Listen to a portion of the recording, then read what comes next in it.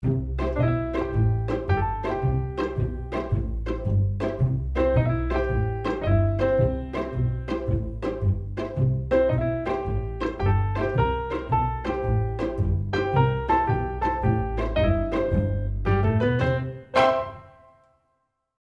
않은 지방살이, 만만치 않은 퀴어살이, 할 말 많은 쥐들이 모여 떠드는 오디오쇼. 시골쥐 퀴어쥐 지금 시작합니다.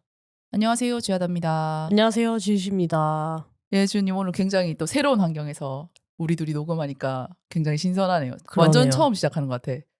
다시 처음부터 시작하는 그런 느낌이네요. 네네. 네. 지금 일단 홍예당에서 녹음하고 있고요.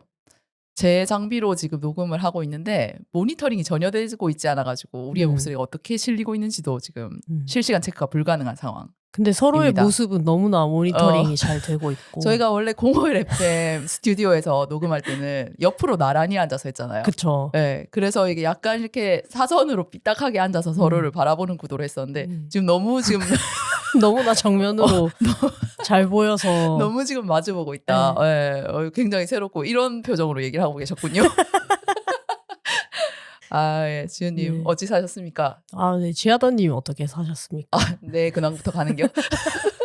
저는 아침에 일어나면 강아지 산책, 그리고 저녁에 이제 저녁 식사하기 전에 강아지 산책, 그리고 그 사이에는 집에 누워있는 네, 그런 삶을 살고 있었습니다. 예. 네, 거의 뭐 진짜 집사람.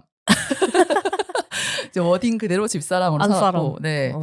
그 새해 첫 주였잖아요. 저희가 지난번에 녹음하고 지금까지의 시간 사이가 네. 새해 첫 주인데 완전히 약간 그냥 살아있는 깨어있는 시체의 밤낮을 보내고 이렇게 살면 안 되지 않을까라는 생각을 누워서 잔잔하게 하는 그런 시간을 보냈습니다. 아, 그리고 감기가 걸렸어요. 그래가지고 좀 누워있는 핑계로 좀 삼지 않았나, 감기에 걸렸다는 것을. 그렇군요. 네, 그래서 지금 오늘 목소리가 좀 안 좋을 수 있는데 네, 뭐 중간에 기침을 또 간헐적으로 할 수도 있고 네, 제가 최대한 잘라보겠지만 조금 듣는데 방해가 될 수도 있다는 점 양해 구하고 시작하겠습니다. 네. 지은님도 근데 좀 여전히 좀 몸이 안 좋으신 것 같아요. 네, 사실 저도 한 2달 정도 계속해서 감기에 걸려 있는 상태이기 때문에 그냥 디폴트 상태가 감기가 된겨. 네. 그래서 이번에 그 QIP 오픈 파티라고 이제 타이틀홀에서 공연을 했는데 그때도 제가 좀 양해의 말씀을 구했죠. 아, 그 관중분들에게? 네, 제가 오늘 감기에 걸려서 목소리가 약간 젠더 같을 수 있는데 제가 젠더 키우니까 괜찮겠죠? 이렇게 하고. 진실된 모습일 뿐이다. 네. 그리고 풍자님 신인상 타신 거 축하드립니다. 여기서? 뭐 그렇게 이제 인사를 했던. 아, 선배님이시니까. 네, 그렇죠. 젠더 선배니까. 아, 네. 아니 근데 보통 진짜 노래 잘하는 그런 분들이 밑밥 갈 때 하는 대사 아닙니까?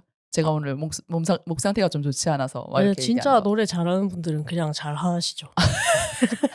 그리고 그날 공연은 어땠습니까? 아, 공연은 굉장히 뭐 무난하게 잘 마무리했고요. 아, 평소처럼 잘 해버렸다. 그쵸. 뭐 사람들이 음원을 튼 줄 알았다. 너가 이렇게 노래를 잘하는 줄 몰랐다. CD를 삼킨 쥐읒. 그런 얘기를 들어가지고 몰랐냐. 이제 알았냐. 네, 그렇게 했고요. 그리고 뭐 공연 끝나고 나서는 뭐 여러 가지 게임도 하고 뭐 아이스 브레이킹 각자 뭐 소개도 하고, 그리고 약간 옛날 노래들 있지 않습니까? 김현정의 멍이라든지 네.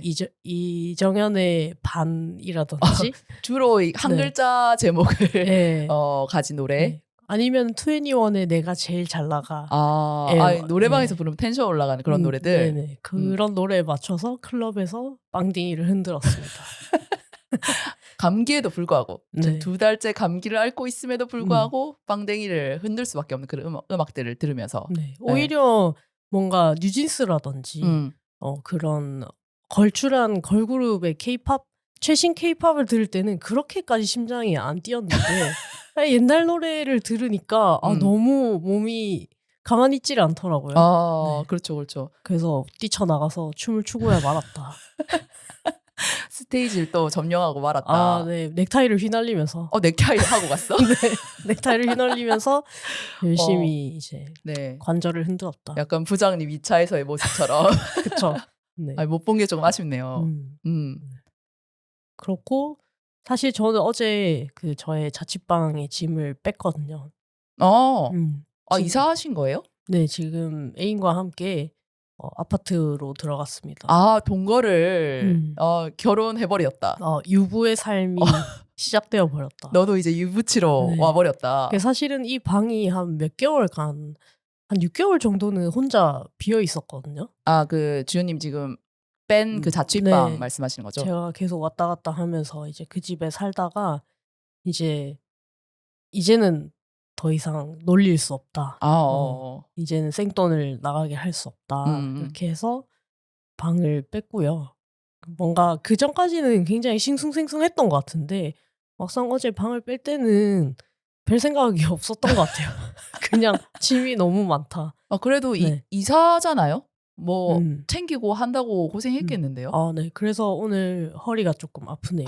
뭘 옮기다가 그런 게요? 그냥 짐을 여러 가지 옮기다 보면 그래서 책은 아직 다 못 옮겼고 아무튼 일단은 그렇게 네. 유부의 길로 들어서게 되었습니다. 축하드립니다. 지하다님 선배님이시잖아요. 네. 뭐 가르쳐 줄 건 전혀 없습니다.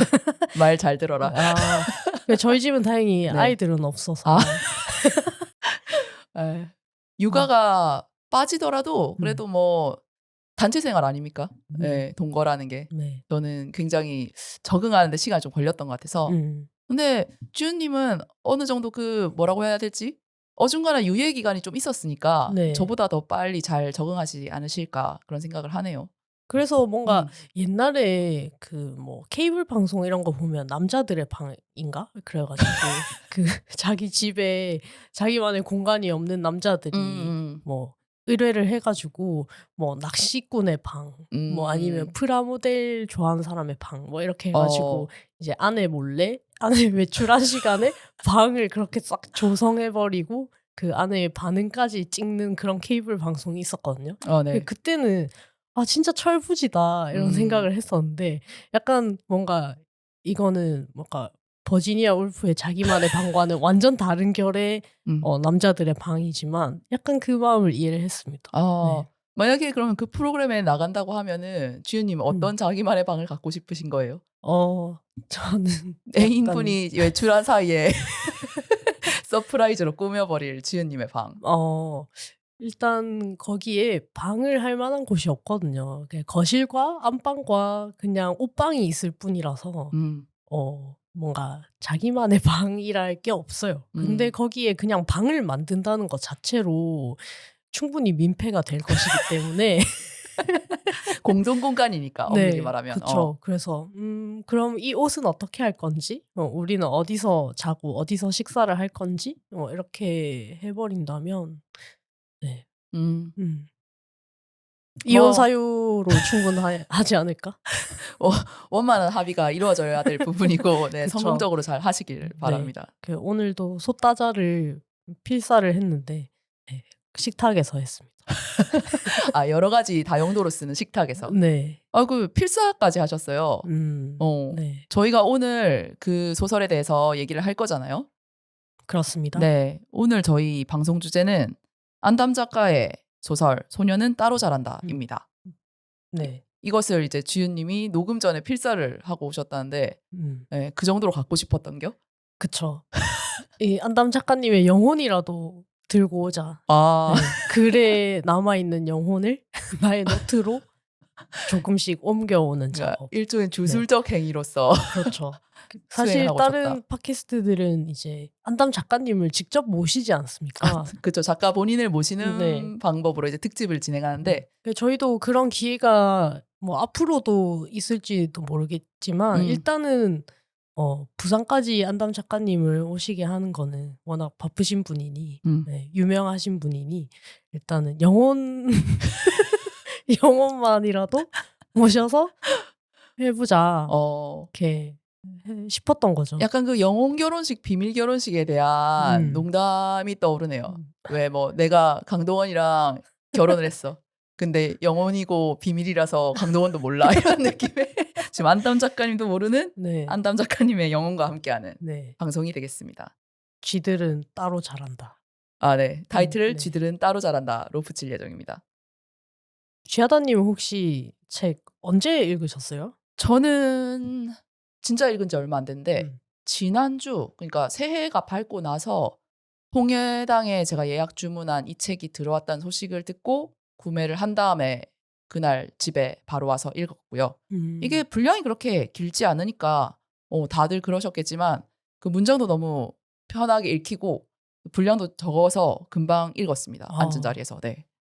그 일단 저는 이 책을 마주했을 때 이 표지에 엄청난 또 문구가 적혀 있지 않습니까? 헉 싶은 그런 문구가 적혀 있는데 네, 차라리 여자랑 사귀고 싶다. 고 말하며 운다. 근데 이제 이게 띠지가 둘러져 있으니까 네. 이 띠지가 의도하신 거겠죠? 띠지를 벗기기 전까지는 네. 차라리 여자랑 사귀고 싶다. 까지만 보여요.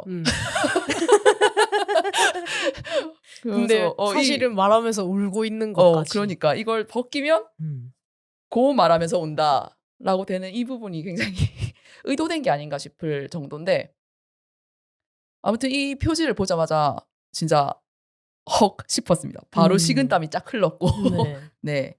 그리고 후기에 보면 이 소설 후기에 보면은 작가님 동생이랑 나눈 대화에서 작가님 동생이 아 언니 난 이게 무슨 얘기인지 알아 라고 말을 했다고 적혀 있잖아요. 네. 많은 분들이 아마 거기에 공감을 하셨을 것 같아요. 저도 이게 무슨 얘기인지 너무 잘 아는 내용이라서. 그쵸. 네. 그래서 저는 사실 이런 이야기를 기다리는 줄도 몰랐는데 다 읽고 나서 이런 이야기를 기다리는 줄도 몰랐지만 기다리고 있었구나라는 생각이 들었습니다. 굉장히 짧지만 그리고 짧은 만큼 읽는 시간이 길지 않았지만 굉장한 인상을 남긴 작품이었다. 네.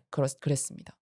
매우 동감합니다. 책 자체는 작고 짧은데 뭔가 그 이후의 이야기가 너무 두꺼운 그런 느낌이에요. 맞아요. 네. 여운이 진짜 길게 남았고 주윤님은 그럼 이거 언제 읽으셨어요? 저보다 일찍 읽으셨죠? 아, 네. 근데 진짜 조금 일찍 뭐 나온 지가 얼마 안 됐으니까. 네. 사실 책을 산 거는 그때 전인권 콘서트 했을 때 너른벽 서점에서 경주에서 이 책을 구입을 했는데요. 그때 이제 알리님이 먼저 읽고 저한테 이제 스포를 다 이제 하시고 한참 있다가 그 코미디 캠프 그거를 보고 내려오는 길에 KTX 안에서 부르륵 읽었네요. 아, 그러면 안담 작가님 만난 이후에 읽은 거네요? 네, 이 책의 사인을 받고 그 이후에 읽었습니다. 네. 어떻게 읽으셨어요? 사실 일단 저도 소녀가 아니라는 점에서 굉장히 공감을 했던 것 같고요. 그리고 마지막 장면이 저한테는 조금 인상 깊었어요. 그러니까 계속해서 이렇게 외로운지 묻잖아요. 근데 저도 초등학생 때 엄마 내가 앞으로 계속 이렇게 평생 친구가 없으면 어떡하지? 이렇게 얘기하면서 울었던 기억이 있거든요. 그래서 뭔가 그때 당시에 나에게 필요했던 이야기지 않나? 이런 생각을 했고요. 그리고 일단은 사실 작가님의 어떤 관찰력과 세심함에 엄청 감탄을 했던 것 같습니다. 저도요. 어떻게 이렇게 여자의 마음과 그 남자애와 여자애들이 가득 있는 교실의 풍경을 이렇게 생동감 있게 그려낼 수 있는지 그런 생각을 했고 사실 저의 애인은 엄청 감동하면서 저한테 막 호들갑을 떨면서 막 줄을 치면서 막 침을 튀겨가면서 얘기를 했는데 근데 사실 저한테는 제가 약간 부치적 관점으로 이 책을 보자면 저한테는 작가님도 여자다. 여자이지 않나. 어떤 경계를 느꼈나요? 네, 그랬던 것 같습니다. 그러니까 목폴라티를 입고 뭔가 가슴이 드러난 옷을 입고 남자애한테 팬케이크를 구워주는 거에서 그걸 보면서 나는 이제 이 작품의 소녀와도 난 따로 자랐구나. 네, 그 장면을 보면서 마음 아파하는 사람이었지 않을까 하는 그런 생각을 했습니다. 그 상대 역이었던 그 뭐지? 전학생 왜 그런 거 하는 게 좋아라고 묻는 전학생 캐릭터가 그쵸. 있었잖아요. 네. 그런 입장이지 않았을까.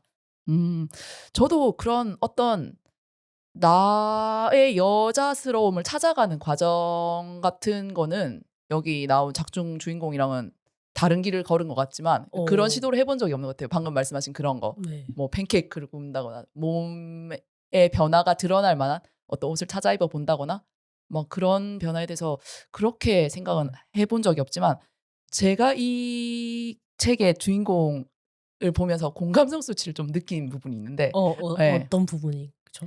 되게 어른스러운 척 얘기하고 있고 다 아는 것처럼 막 서술을 하고 있잖아요. 네. 근데 어쨌든 남자애들과 여자애들이 가득한 교실 안에서 벌어지는 일들에 얘도 결국은 휩쓸려 가고 있어.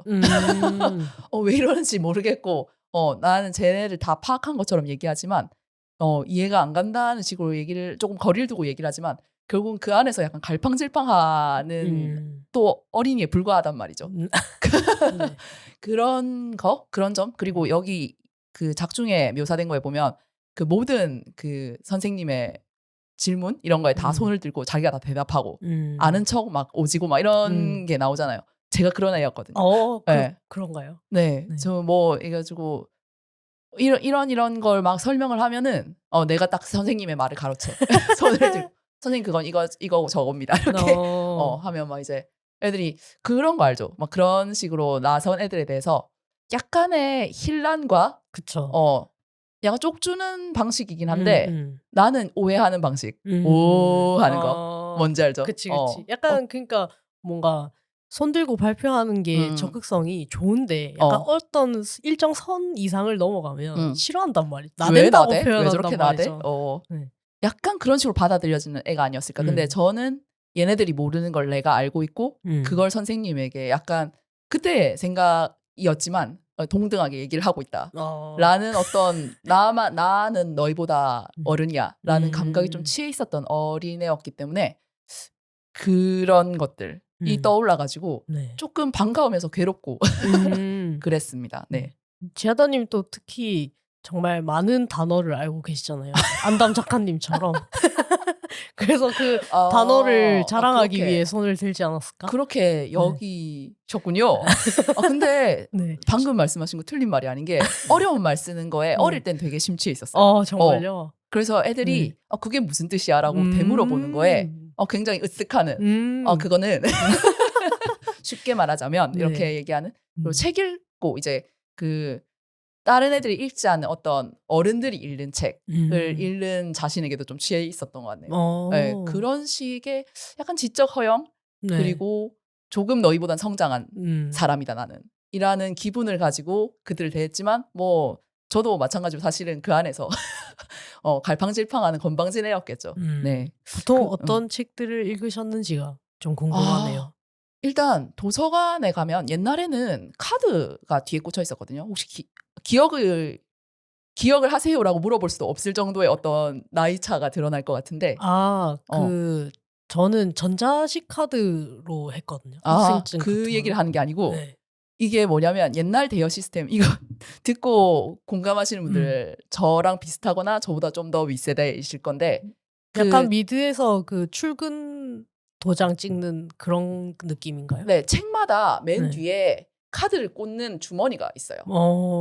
종이로 된 카드를 꽂는 주머니가 있고 거기는 그 하나씩 그 표 형태를 한 카드가 꽂혀 있는데 거기에 이제 대여 날짜 같은 걸 써서 누가 언제부터 언제까지 받고 이런 걸 기록하고 그거를 이제 그 대여해 갈 때 사서쌤이 보관하는 방식으로 대여 시스템을 관리를 했단 말이죠. 완전 아날로그식이네요. 네, 그때는 이제 바코드 삑 해가지고 언제까지입니다 이렇게 얘기해주는 그런 게 아니었고 그거를 카드를 뽑아서 사서 선생님이 이제 써서 언제까지 반납해라 하고 책을 주고 이제 제가 받는 책에는 그 주머니만 남아있고 카드는 사서 선생님한테 있는 거죠. 아무튼 그런 식으로 빌리는 시스템이었기 때문에 어떤 책은 이제 뭐 애들이 많이 보는 책 또 유명한 책 이런 거는 그 카드에 빼곡하게 기록이 돼 있어. 많은 사람들이 빌려갔다는 그게 흔적이 남는단 말이에요. 하지만 나는 깨끗한 거. 맨 처음 이름을 쓰는. 그치. 이거 내가 처음 보는 거는 하지만 뭔가 어려워 보이고 뭔가 이게 그 제목이나 이런 앞부분을 훑어봤을 때 나오는 단어들이 약간 범상치 않은 우리가 일상생활에서 잘 사용하지 않는 그런 어휘들이 많이 들어간 책을 골라가지고 읽고 사실 뭐 제대로 읽었겠어요. 읽었다고 하고 이제 그렇게 내 표시를 그렇게 남겨놓는 거 그런 거에 굉장히 기뻐했던 영역 표시에 그렇죠, 가까운. 그렇죠. 어려운 구역에 내가 모두 쉬를 했다. 네, 그런 느낌으로. 네, 그런 식이었던 것 같네요, 저는. 그렇군요. 주윤님은 그럼 어릴 때 어떤 느낌의 아이였나요? 아니 여기 소설에도 그런 부분이 나오잖아요. 14페이지에 어른의 책과 아이의 책이 나뉘어 있지 않은 책장 속에도 그런 내용은 적혀 있지 않았다. 뭐 이런 네. 구절이 나오는데 네. 저는 또 사실 엄마 아빠가 젊을 때부터 이제 놔뒀던 그 책장에 저의 뭐 전집도 꽂혀 있고 뭐 아동용 책도 꽂혀 있지만은 이제 심심하면 그냥 아무거나 꺼내서 읽게 된단 말이죠. 그중에서 이제 100년 동안의 고독이라는 엄청 두꺼운 책이 있었는데요. 네, 이 책이 그야말로 100년 동안 한 가문의 흥망성쇠에 대해서 다루는 책이거든요. 그래서 그런지 섹스를 진짜 많이 해요. 진짜 그래, 네. 가문이 이어지려면 섹스를 해야 되니까요. 그러니까 네. 그래서 이제 엄청 다양한 섹스도 나오고 그래서 저는 사실 초등학교 3학년 때 처음 야동을 봤는데 네. 그때 당시에 전혀 놀라지 않았습니다. 네. 상상한 거랑 같았어. 텍스트라고 보는 거랑 또 다르잖아요, 이미지는. 네, 그래서 그 이미지가 주는 어떤 그 센세이셔널함은 있었는데 그냥 이게 무엇을 뜻하는지 너무나 잘 알고 보고 있었다. 이들이 무엇을 하고 있는지 난 다 잘 알고 있다. 이 텍스트로 다 알고 보았기 때문에 네. 뭐 상실의 시대라든지 그런 것들을 보고 자위를 하는 그런 일찍부터. 초등학생이었다. 굉장히 조숙했네, 지훈님도.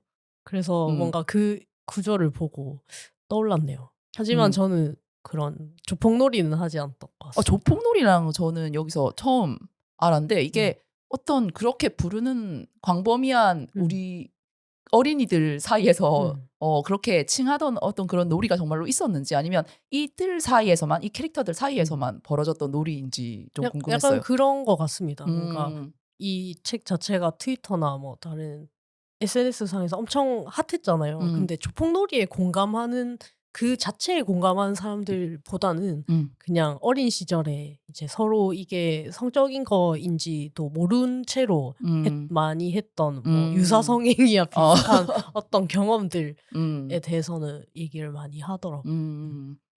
되게 네이밍이 이상하잖아. 진짜 이상하죠. 어디가 조폭의 요소가 있는 건지 도저히 알 수 없는데 심지어 성역할도 명확해. 아래와 위, 공과 수가 굉장히 명확하고. 그러니까 그저 이제 조폭과 조폭 마누라의 어떤 집에서 일어난 일을 연기하는 그런 스토리로 이어지는 것 같은데 되게 그걸 조폭놀이라고 부르기 시작하게 된 경위가 굉장히 궁금했어요. 그러니까 이 남자는 이제 밖에서 남들을 이제 패고 돈을 갈취하고 하루 일과를 마치고 들어온 조폭이요. 하지만 내 여자한테는 상냥하지. 그런 느낌인가? 내 여자한테는 사과하지. 내 여자한테는 미안하다고 하지. 내가 팬 사람들한테는 미안하다고 하지 않지만 약간 그런 건가? 아무튼 그 시작이 굉장히 궁금했고 그런 자라나던 시기에 알 수 없는 계기로 시작하게 된 그런 유사 성행위, 되게 야릇한 일들에 대한 경험이 다들 조금씩은 있는 걸까? 거기 공감하는 사람들이 많았던 걸 보면 역시 좀 많았던 걸까? 이런 생각을 하면서 신기하다 생각했어요. 다들 비밀로 했을 텐데 정말로. 지하다님은 혹시 그런 건 전혀 없으셨나요? 유사 성행위.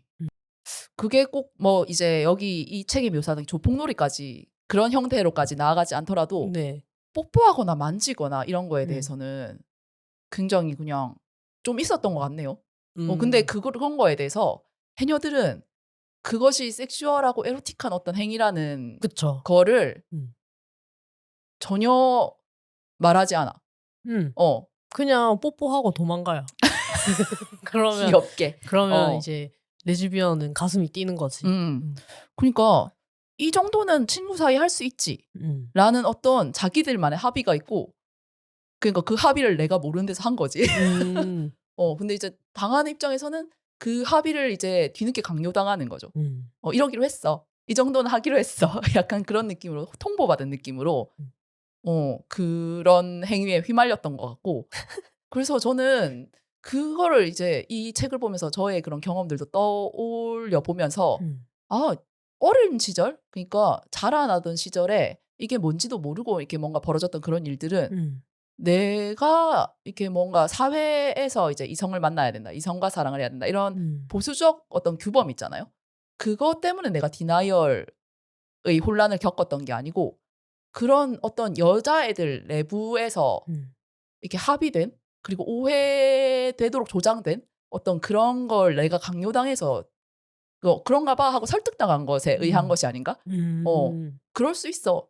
아니 이게 그런 행위가 아니라니까 이런 식으로 강요당한 그런 어떤 디나이얼이 아니었을까? 그런 생각을 했어요. 저 진짜 웃긴 거 생각났는데 제 애인이 중학교 때 그 여자애들끼리 가슴을 이렇게 주무르는 장난을 했대요. 그러니까 뭐 브라자 끈 튕기고 도망가고 이게 아니라 그냥 풀고 튕기고 이게 아니고 그냥 이제 주무르는 만져버리는 게 네. 주물주물 해버리는 네, 게. 그래서 뭐 다른 여자애들은 그냥 한 번 만지면 이미 도망가고 없어. 꺄 이렇게 하고 도망가는데 제 애인은 계속 이렇게 있었대요. 만짐 당했대. 네.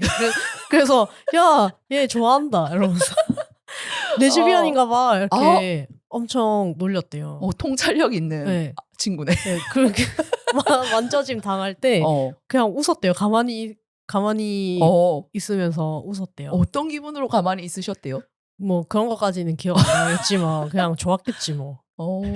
아무튼 그런 것들이 진짜 아무렇지도 않게 그런 어떤 성애적인 어떤 맥락이 아니라는 것으로 포장이 돼서 서로 간에 행해졌다는 게 너무 지금 생각하면 이상한 일이고 맞아요. 근데 사실 그 시절에 그 애들도 마음속 깊숙이는 완전히 배제된 어떤 행위는 아닐 거라고 생각을 했을 것 같지 않아요?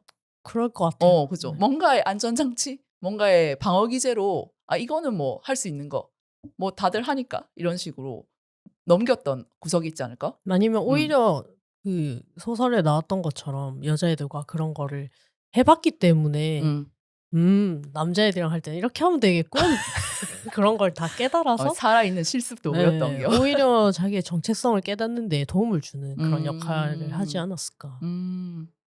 그 저는 궁금한 것도 있어요. 네. 그 학창 시절에 보면 그 남자애들이 여자애를 괴롭히잖아요. 그쵸. 그 저는 별명이 조폭마누라였거든요. 그냥 그 여자애들 괴롭히는 남자애들을 진짜 지옥 끝까지 쫓아가서 대신 때려주고 막 그랬단 말이야. 근데 저는 그 여자애들이 괴로워하는 줄 알았어요. 처음에는. 남자애들한테 막 괴롭힘 당해서 그래서 표정을 찡그리고 서로 눈을 흘기고 그런 줄로만 알았는데 진짜 막 남자애를 내가 너무 심하게 패고 있으면 여자애가 말리는 거예요. 아니 나는 너를 구해주려고 그렇지. 그랬는데 그때의 그 배신감? 그것도 어떤 일종의 지들끼리의 놀이였던 거지. 그쵸. 거기에 이제 우리는 싹 속아가지고 잘못된 역할을 선택하고 만 것이 진짜 아닐까요? 하마터면 속을 뻔했지 뭐야. 속았지. 네, 속았죠. 그때는 속았지. 배신감도 느끼고 그랬지. 그러면 주연님은 남자 아이들과의 관계는 어릴 때부터 약간 그런 거 외에는 없었나요? 그러니까 패고 다니고 막 이렇게 여자애들 괴롭히면 막아주고 막 이런.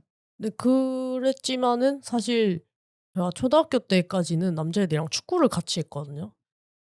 그래서 점심시간에 밥 빨리 먹고 열심히 축구하고 여자애들은 이제 스탠드에 앉아서 응원하고 그랬는데 이제 뭐 그렇다고 그들의 호모소셜과 함께 나도 어떤 남자애로서 거기에 낀 느낌이라기보다는 그냥 축구 못하는 남자애들보다는 잘하니까 약간 점심시간에만 같이 축구하는 어떤 연대체에 가까웠던 딱 거. 그 시간만 네. 너를 소년으로 인정한다 이렇게. 네, 맞아요.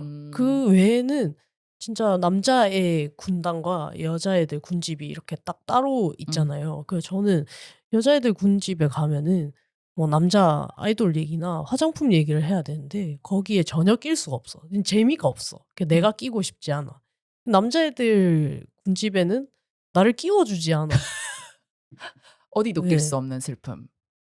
그래서 사실 저도 초등학교 3학년 때 전학을 와 가지고 전학생이셨군요. 네. 그래서 한두 달 정도 왕따를 당한 경험이 있는데 그때는 사실 제가 왕따인 줄 몰랐죠.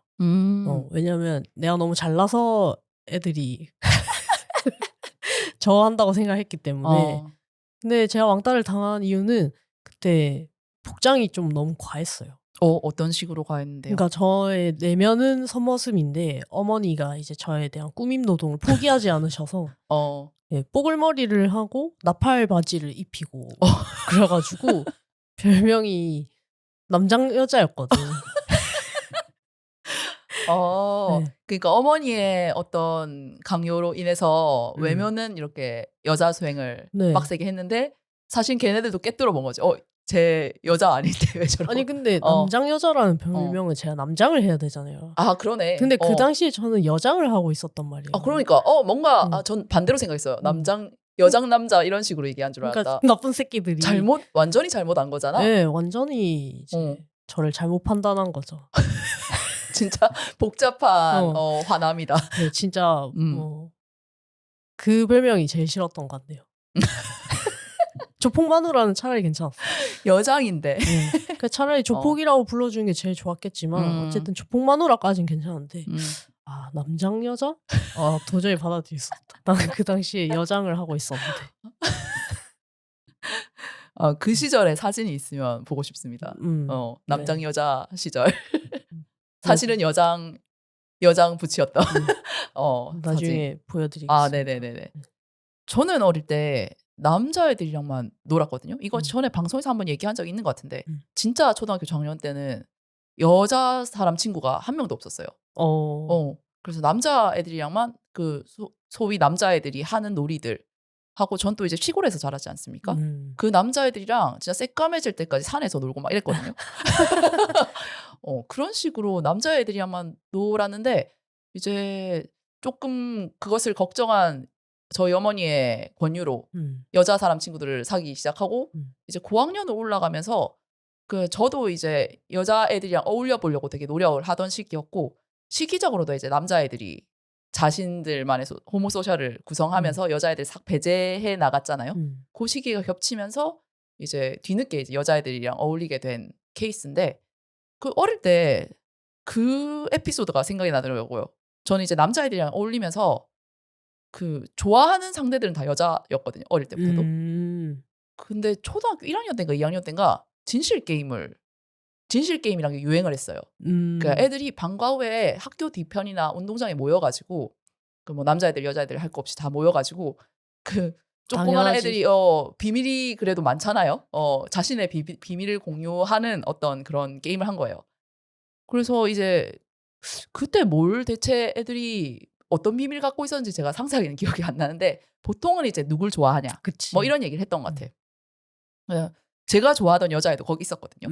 그리고 저랑 거의 불알 친구처럼 지냈던 완전 절친 남자애도 있었어요. 그 무리 안에 진실 게임을 함께하는 무리 안에 있었는데 뭐 누가 누굴 좋아하냐 뭐 이런 너는 누굴 좋아하냐 뭐 이런 얘기가 나오기 시작하면서 전 굉장히 불편해지기 시작했단 말이죠.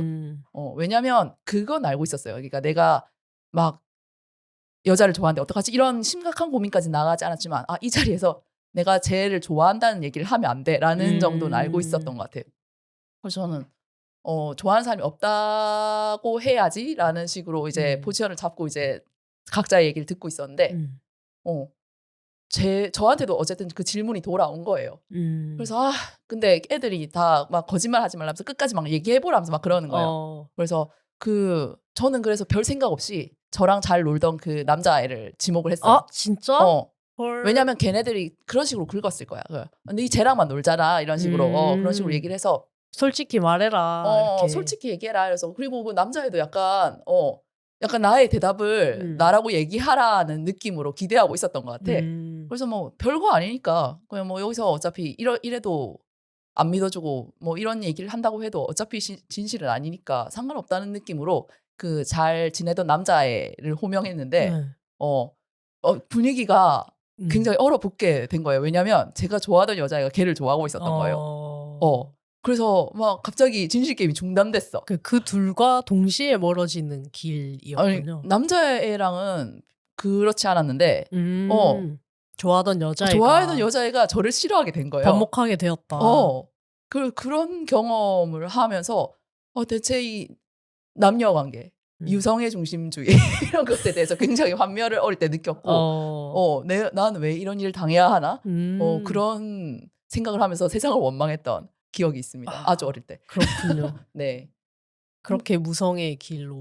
그러니까 그때부터 누가 누군가를 이렇게 뭐 좋아하고 싫어하는 걸로 이렇게 서로를 너무 반복할 일인가?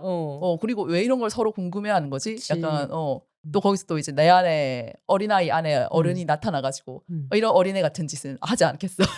그렇게 되는 것이죠.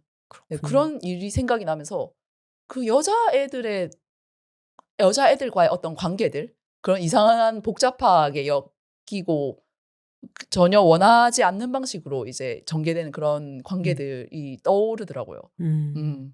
근데 우리 진짜 정신없이 서로의 어린 시절에 대해서 얘기를 하고 있는데 이게 소따자 방송인지 어린 시절 방송인지 모를 만큼 사실 핑계죠. 소따자는 핑계입니다. 근데 사실 저는 오늘 뭔가 계획은 그랬거든요. 1부, 2부를 나눠서 1부는 이제 책에 대해서 이제 책에서 인상 깊게 읽었던 장면이나 구절을 꼽고 뭐 감상을 얘기하고 2부에서 이제 우리의 이야기를 조금 더 해보면 어떨까? 이런 생각을 나름 갖고 있었는데 그런 구성을 혼자만 알면 어떡해. 나랑 공유를 해줘야지. 아니 근데 진짜 그냥 뭔가 시작하자마자 그냥 우리 안에 있던 얘기를 정신없이 쏟아내게 되는 이 마법. 그러니까. 네. 어떡해. 근데 진행은 어떻게? 그러면은 우리 책 얘기를 좀 더 해보자. 네. 우리 아까 전에 감상은 좀 간단하게 서로 나눈 것 같아요. 네네, 그쵸. 그러면 그 각자 좀 인상 깊게 읽었던 구절, 그쵸. 문장 이런 거 꼽아보고 거기에 대해서 좀 더 얘기를 해볼까요? 네. 지하다님 혹시 몇 개 정도 돼요? 저 하나? 하나? 일단 진짜? 당장 떠오른 거 하나? 저는 사실 그냥 인상 깊은 표현들도 그냥 줄을 다 쳤거든요. 네. 일단은 그런 것도 좋지 않을까요? 네, 거의 매우 처음에 나온 6페이지에 조례시간의 운동장 체스 말처럼 도열한 120명 남짓의 전교생들 사이에서 이 체스 말이라는 표현이 너무 좋았고 그리고 그 다음 문장에 애들이 잘 씻긴 닭처럼 가슴을 부풀리는 모습. 요 잘 씻긴 닭이라는 표현도 굉장히 뭔가 노련하다라는 그런 생각을 했어요. 근데 너무 어떤 모습인지 알 것 같아. 뭔지 너무 알잖아요. 그리고 8페이지에 나는 뒷문으로만 내어놓는 비밀들이 고여드는 우물이다. 요 우물이라는 표현은 사실 알게 된 이후로 계속해서 쓰게 되는 표현인 것 같아요. 뭔가 교실의 아웃사이더 혹은 성소자에게 너무 잘 어울리는 표현이 아닌가. 고독의 우물. 그쵸. 네. 그런 느낌이고 굉장히 그 마지막 단락의 문장이 굉장히 앙칼지죠. 나의 관심사는 이런 것이다. 개학일인 오늘로부터 일주일 후 내게 자기를 집에 데려다 달라고 명령하게 되는 사람은 저들 중 누구일까? 네. 그러고 그 뒤로도 많지만 일단은 지하다님께 다음 그걸 넘기겠습니다. 네. 바통이 넘어온 거예요? 저는 35쪽 35쪽 끝 부분에서 36쪽 중간까지 있는 이 부분 보면서 이거 굉장히 나도 했던 생각이고 그 기억을 정확하게 약간 건져 올리게 해주는 어떤 문장들이라 가지고 그냥 쭉 한번 읽어볼게요. 깊은 교회 제1별관에서 소녀들은 모인다. 어떤 남자애를 나도 좋아하고 쟤도 좋아한다거나 감히 걔가 나한테 고백을 했다거나 하는 식의 이야기를 나누기 위해 보다 주의 깊게 들으면 우정을 유지하는 것의 어려움, 자신의 사회적 매력에 대한 회의, 의리와 윤리 사이에서 일어나는 갈등, 연인과의 계급 격차, 그 격차로 인한 교내 질서 붕괴의 책임 등을 논하기 위해 아이들은 그걸 꼭 고민 상담이라고 부른다. 네. 그리고 여기 이어지는 이 문장이 저의 가슴을 정말 울리는 부분인데 나는 내가 어떤 자격으로 거기 앉아 있는지 생각하느라 자주 쟁점을 놓친다. 입니다. 네. 여기까지. 네. 저도 여기 줄 쳤어요. 음. 네. 이게 정말 적확한 표현인 것 같아요. 네. 네. 이 진짜 모든 어떤 생각들을 나름대로 그들 사이에선 굉장히 심각하고 그치. 굉장히 고차원적이고 당장 사람들과 그 또래 사람들과 논해야 되는 어떤 굉장한 이슈인 거잖아요. 그쵸. 그걸 이제 논하는 자리를 고민 상담의 자리라고 부른다. 그들한테는 인생의 문제죠. 그쵸.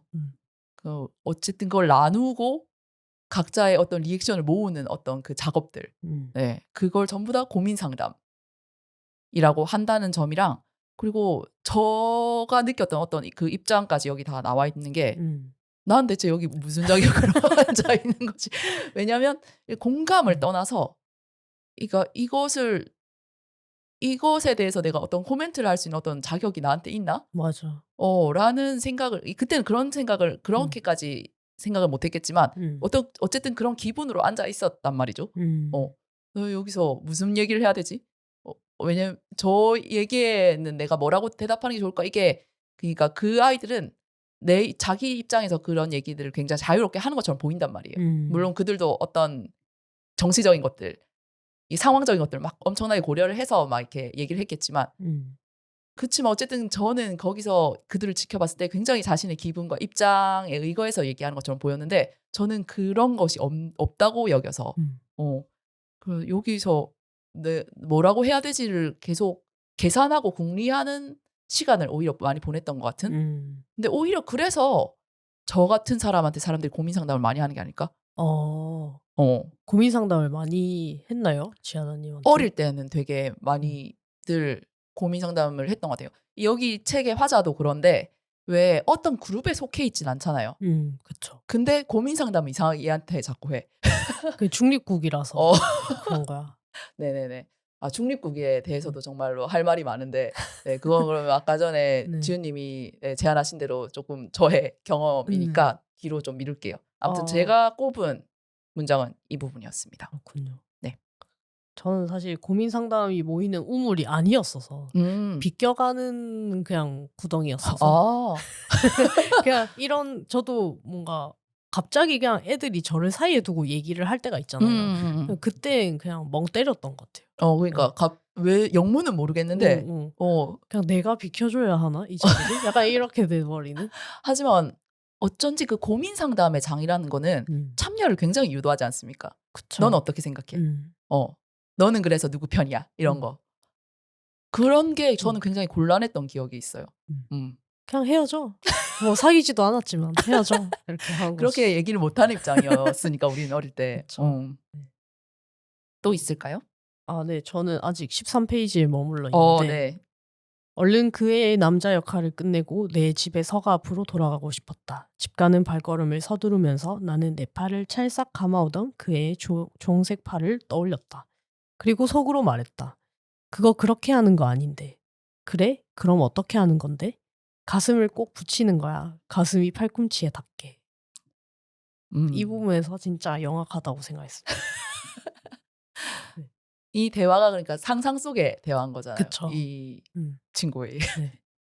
그리고 뭔가 여자의 자격에 대해서 16페이지에서 잘 설명하고 있는 것 같은데, 아무도 나를 놀리려고 하거나 괴롭힌 뒤에 제발 울지 말라고 사과하거나 대걸레를 빠는 일에서 면제시키지 않는다. 괴롭혀지기 또는 제외되기, 그런 게 없다면 이 작은 사회에서 나는 여자애가 아니다. 이거에 굉장히 공감을 했습니다. 저는 오히려 괴롭힌 뒤에 제발 울지 말라고 사과하는 역할이었던 것 같거든요. 그리고 대걸레를 정말 잘 빨았습니다. 지금도 청소를 너무 잘합니다. 네. 인정합니다. 네. 네. 그래서 그렇다면 남자인가? 여자애가 아니죠. 그렇다면 남자인가? 아니죠. 그것도 아니죠. 중성이거나 무성이었나? 그럴 수도 있습니다. 지금도 젠더 케어라고는 하니까. 뭐 그냥 요까지. 네. 네. 보이지 않으면 분류되지 않는다. 굉장히 공감을 했습니다. 네.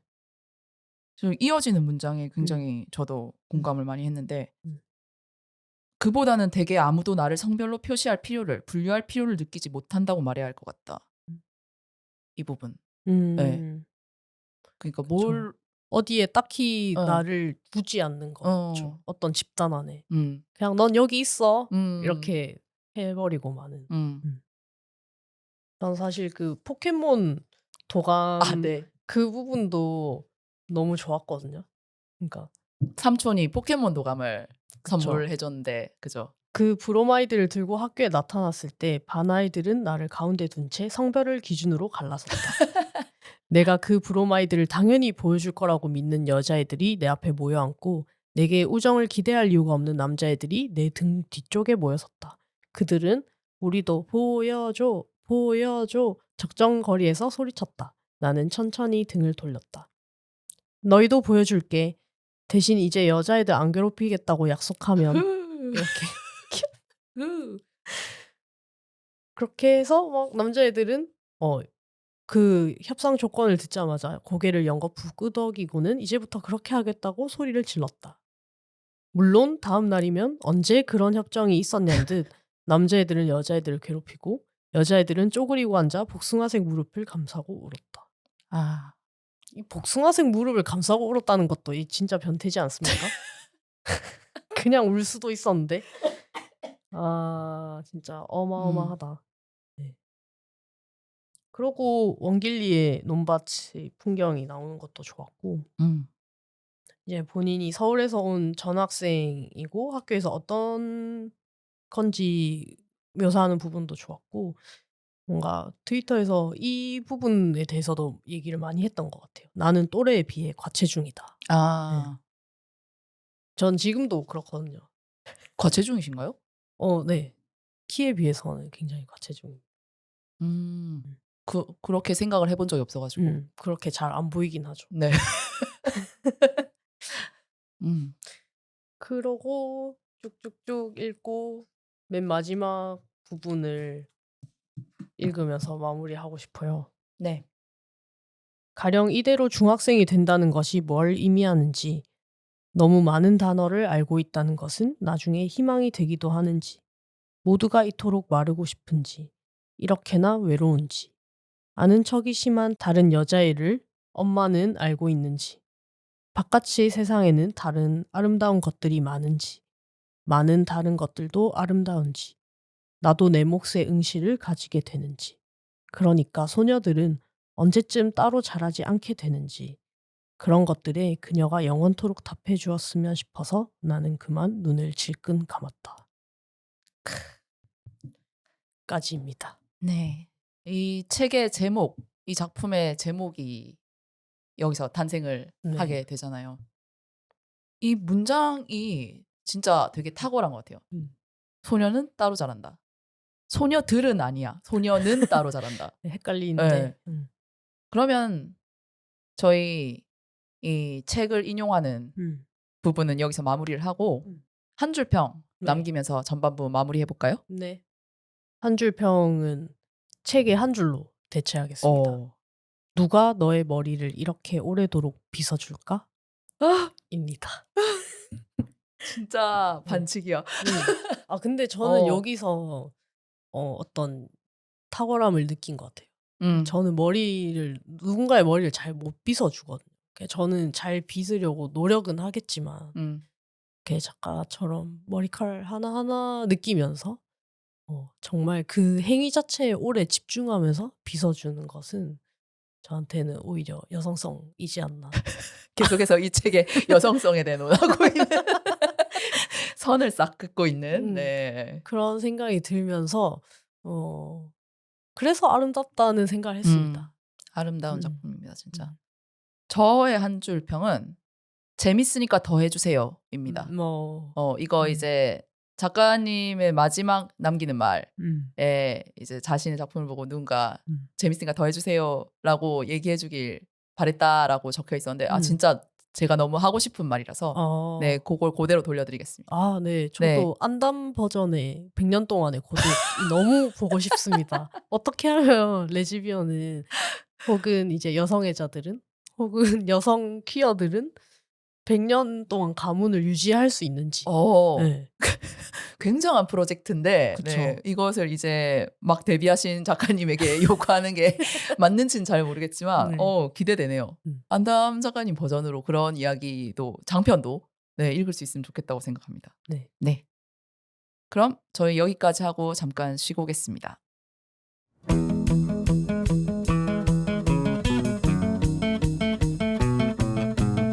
1년 52주 거의 주 1회 업로드하는 근면성실함. 구독자 1000명, 재생 요청수 100만회. 달성하고 싶은 퀴어 팟캐스트계의 핫루키. 지금이 제일 싸다. 시골집 퀴어지에서 합리적인 가격으로 광고를 진행해보세요. 퀴어 마을 게시판, 중간 광고, 영상 광고 및 게스트 출연 요청 5,000원부터. 자세한 사항은 시골집 퀴어지 인스타그램을 확인하세요.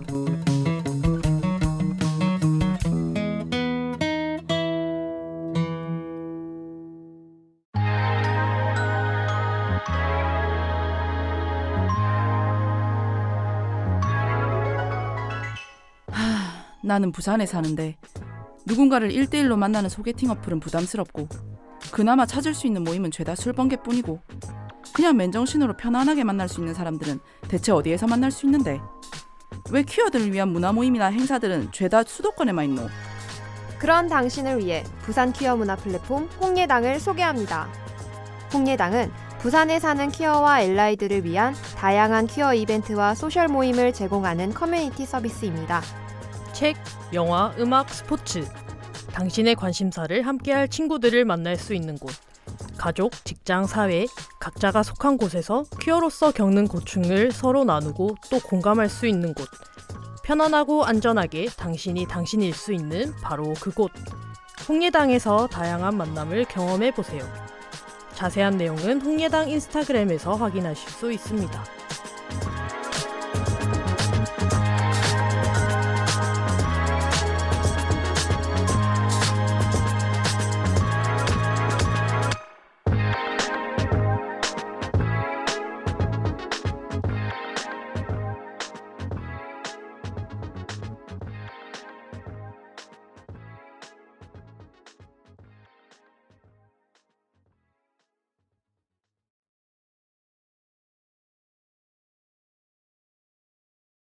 네, 광고 듣고 오셨습니다.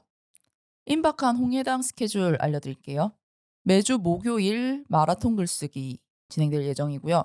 12일, 26일 금요일에는 시차 모임이 있습니다. 그리고 19일에는 퀴어 영화 오마카세가 있을 예정인데 이날 영화 선정을 제가 하기로 했습니다. 그러니까 이날 오마카세의 셰프는 저인 것이죠. 지금 모리님이 이날 그 주방장을 해보시면 어떨까요?라고 제안을 주시자마자 제 네. 머릿속에 한 5개의 영화가 떠올랐는데 역시 네. 시네필의 머릿속.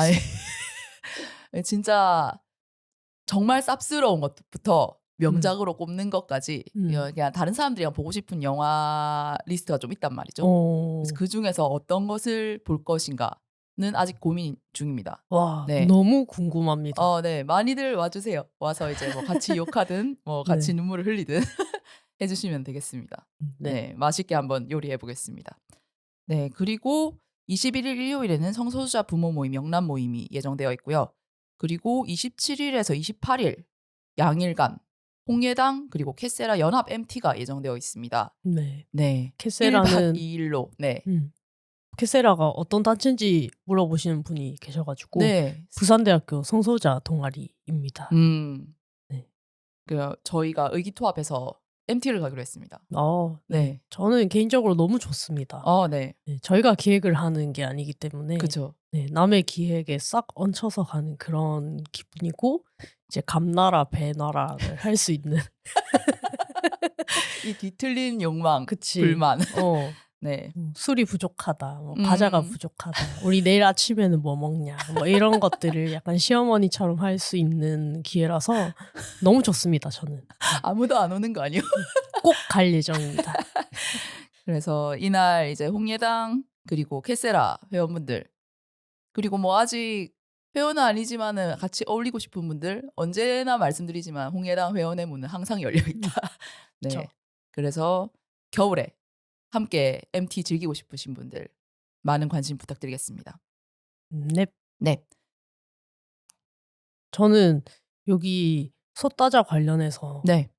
지하다님이 메모해 놓은 것 중에 네. 이게 굉장히 궁금한 게 있거든요. 어떤 걸까요?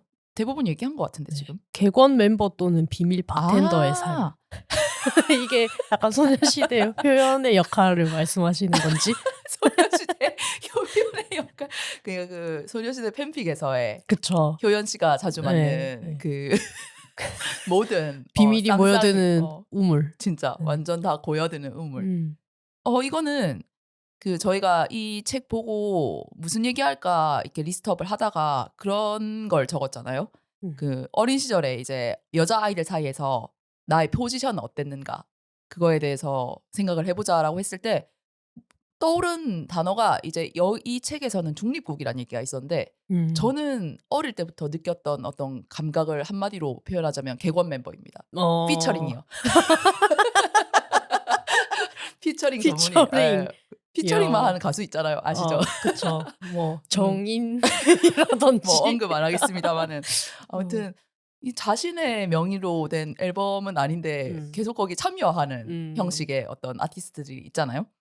말하자면 저는 그런 입장이었던 것 같고 그러니까 실제를 얘기하면 이런 거예요. 각자 무리가 있잖아요. 여자아이들의 특 이러면 또 너무 좀 폭력적인 표현인가? 아무튼 여자아이들이 자라나면서 또래 집단에서 각자 어떤 팩을 만들잖아요. 무리를 만들어요. 팩. 이 야생동물들이 이제 무리를 형성하는 것처럼 각자가 어울리는 어떤 그룹이란 게 존재를 하잖아요. 우리는 팸이라고 했는데 패밀리의 팸. 뭐 그렇게도 할 수 있을 것 같아요. 아무튼 그런 어울리는 무리가 있고 그것이 어떤 세력을 형성하고 있는데 그들 사이에서 막 이제 갈등이 일어나기도 하고 그 안에서 또 무슨 반란이 일어나기도 하고 그러는데 저는 어떤 한 무리에 소속된 입장이었던 적이 없는 것 같거든요. 근데 뭐 교우관계가 나쁜 편은 아니었어요. 다 두루두루 그냥 어울려 지내는 그런 사람이었는데 어쨌든 소속이 없다는 말이죠. 그래서 뭐 이런 일이 있을 때는 저쪽 애들이랑 뭐 어울려 놀고 저런 얘기할 때는 또 저쪽 애들이랑 어울려 놀고 이런 식으로 다니면서 일종의 객원 멤버로서의 역할을 수행하지 않았나 그런 생각을 했고 이상하게 그리고 그 무리에서의 어떤 갈등이나 뭐 고민이나 이런 게 있으면은 그 무리에 속하지 않은 사람한테 얘기하고 싶어 하는 거 알죠? 그쵸. 그래서 이제 그 모든 비밀과 음습한 이야기들이 저에게 고이는 것입니다. 네. 그 지하다님의 사회성이 저보다 좋다고 느낄 때가 많은 것 같아요. 네. 어떻게 그렇게 되지? 또? 저는 어떤 집단에도 속하지 않지만 정말 친구가 없었거든요. 근데 저도 바꿔 말하면 친구가 없었던 것에 속하는 게 아닐까요? 근데 저는 어느 정도였냐면 중학교 때는 중2, 3 때는 밥을 안 먹었어요. 급식을 안 먹었어요. 왜? 급식을 혼자 먹는 게 너무 굉장한 용기가 필요하죠. 어릴 땐. 진 빠져서 그냥 매점에 가서 빵을 사서 다른 데 뭐 음악실이나 다른 데 혼자 가서 먹고 도서관 가고 그랬습니다. 그리고 뭐 이동 수업 이런 게 있잖아요. 뭐 미술실이나 과학실 이런 데 가야 되는데 그때 이동할 때도 같이 갈 친구가 없어가지고 그냥 혼자 이동했던 기억. 네. 굉장히 지금의 지은님을 봐서는 상상이 잘 되지 않는 모습인데 그쵸. 어릴 땐 약간 외로운 한 마리의 늑대였다. 네. 그래서 뭐 그때 담배를 가르쳐준 친구 날라리 친구 자주 언급되는 그 친구. 네. 그렇다고 제가 날라리 그룹에 속한 것도 아니었고 모범생 공부를 잘 했지만 그렇다고 모범생 그룹도 아니었습니다. 걔네들의 세계는 너무 좁기 때문에 제가 갖고 있는 어떤 그 고민들을 털어놓을 수 있는 곳이 없었고 그냥 저는 그래서 열심히 노트를 썼죠. 네. 일기장과 대화는 디얼 다이어리. 근데 이게 뭔가 일기의 형식도 아니고 그냥 형식이 없었습니다. 그냥 모든 이야기의 찌꺼기들을 그냥 풀어놓는 노트였고 그래서 한 번은 한 남자애가 이제 약간 장난친다고 그 노트를 막 읽고 있는 거예요. 제가 화장실 간 사이에 소리 내서? 아니요 그냥 이제 자기가 궁금한지 막 서서 그걸 보고 있더라고요. 그래서 헐. 제가 너무 놀라서 그 남자의 뺨을 때렸던 기억이 있습니다. 근데 성큼성큼 다가서 예, 예. 바로. 가서 바로 뺨을 쫙 올려 붙였는데 나도 때려놓고 너무 놀래가지고 사과하고 근데 그걸 보면 어떡하냐고 근데 진짜 미안하다 이러면서 음. 사과하고 그랬던. 그 남자의 반응은 어땠어요? 그 뺨을 남자는 맞고. 얼떨떨하고 걔도 사과를 했습니다. 봐서 봐서 미안. 미안하다고. 근데 너가 너무 소중하게 이제 매일매일 그거를 쓰고 있으니까 궁금해서 그랬다 이렇게 얘기를 하더라고요. 그래도 착한 남자였습니다. 그러네요. 음. 진짜 최악의 남자애는 아니었네. 네. 그랬던 기억. 그리고 저는 생각해보니까 중2 때 어머니가 임신을 하셨거든요. 네, 임신을 하셨는데 아버지는 여전히 어머니를 때리고 그 만삭의 엄마도 때리는 걸 보고 저는 굉장히 힘들었던 것 같아요. 그렇다고 뭐 집에는 임신한 엄마가 있는데 뭐 내가 뭐 사춘기를 겪는다거나 그런 거는 이제 너무나 사치였고 그래서 그냥 몰래 담배 피고 그냥 일기장에 적고 뭐 자해하고 그랬던 것 같네요. 그러다가 이제 짝지만 알게 돼서 그 사실을 그러니까 상처를 아무리 감춰도 짝지한테는 들켜가지고 그 여자인 친구만 그 사실을 알고 근데 그 친구도 이제 다른 그룹이 있었죠. 그래서 저는 혼자 지냈던 외로운 늑대처럼 네. 그랬습니다. 근데 고등학교 때는 친구들이 많이 생겼고 네. 어떤 변화가 있었어요? 계기나 이런 게? 네. 여고에 갔다는 것이 굉장히 큰 변화고 네. 물을 만난 겨. 그쵸. 그리고 저의 정체성에 대해서 긍정할 수 있는 그룹이었고 레지들이 엄청 많았어요. 그래서 근데 그렇게 네. 밝은 모습을 보일 수 있을 정도로 강해지기까지의 지은님의 여정이 너무 외롭고 괴로웠던 거잖아요. 네. 그래서 사실 저는 그때로 다시 돌아가고 싶진 않네요. 그 매일매일 그냥 견디는 느낌이 들어가지고 빨리 그냥 언제 어른이 되지? 이런 생각을 했던 언제 것 같아요. 이놈의 집구석을 나가지? 네. 이런 생각. 근데 고등학교 때는 어른이 안 되고 싶다. 이렇게. 웬디들 사이에서 네. 피터팬으로 계속 살아가고 싶다. 그리고 반 애들이 저의 노트를 다 돌려보고. 그거는 이제 님이 전시를 하신 거죠? 아니요. 그냥 아니에요? 나도 읽을래. 나도 읽을래. 이렇게. 음. 왜냐면 학교 생활에 관한 시를 썼기 때문에. 아, 시를. 네. 그래서 자기 이거 나다. 자유부분이 나오면 너무나 좋아하고. 완전 네. 인싸잖아. 메모 그 포스트잇을 붙여서 이제 감상을 적어주는 그런 문화가 있었습니다. 네. 너무 다행이다, 지으자. 그랬습니다. 네. 뭔가 숙연해졌고 미안합니다. 뭐가 미안합니까? 모르겠습니다. 미안해야 될 것 같습니다. 네. 거시기 얘기는 뭐예요? 지하다님 혹시 거시기란 단어를 언제 처음 들어보셨나요? 거시기라는 단어를 언제 정확히 알게 됐는지는 기억이 전혀 나지 않네요. 저는 네. 굉장히 조기 교육을 받았던 것 같습니다. 네. 그러니까 어떤 의미의 거시기를 얘기하는 거야? 그러니까 거시기란 의미의 거시기죠. something. 아니 something 말고 이제 성기로서의 거시기란 단어를 네, 저는 초등학교 1, 2학년 때 알게 된 것 같은데 네, 사촌 언니가 3살 많아요.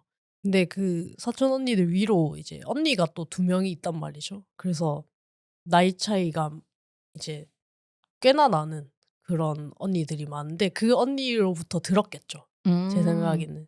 그래서 같이 이제 자는 이불 속에서 야, 너 거시기가 뭔지 알아? 이렇게 해서 거시기를 막 알려주고 거시기에 대해서 뭐라고 알려줬어요? 그러니까 뭐 기억나요? 남자가 여자 뭐 어떻게 뭐 이렇게 거시기 이렇게 뭐 비볐대 이렇게 막 그런 얘기를 해준 거예요. 근데 저는 거시기라는 것부터 모르니까 거시기가 뭐야? 계속 그냥 얘기를 계속해서 이제 사촌 언니는 이어가고 있는데 저는 거기에 꽂힌 거죠. 근데 거시기가 뭐야?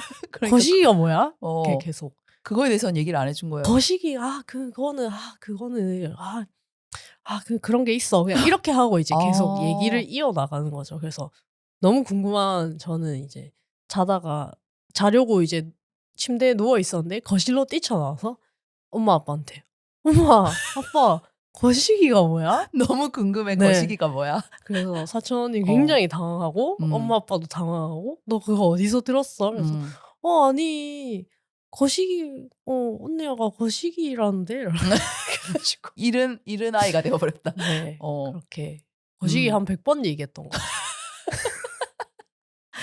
요즘도 약간 궁금하면은 계속 물어보는 타입이잖아요. 아 그런가요? 어릴 네. 때부터 탐구심이 뛰어난 아이였다. 아 네, 그래서 그 만족스러운 답변을 얻으셨나요? 거시기에 대해? 거기에 대해서 그날엔 얻지 못했죠. 그러니까 네. 당황하는 어른들 사이에서 그냥 계속 거시기가 뭔지 질문하는 아이였던 거네. 네 그렇게 거시기를 외치는 아이가 되었던 경험.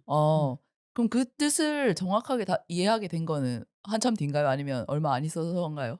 그냥 크면서 자연스럽게 알게 되었던 것 같습니다. 그게 그거였구나. 네. 약간 아까 전에 얘기했듯 그 텍스트로 모든 성교육을 자습으로 완료한 무렵이겠네요.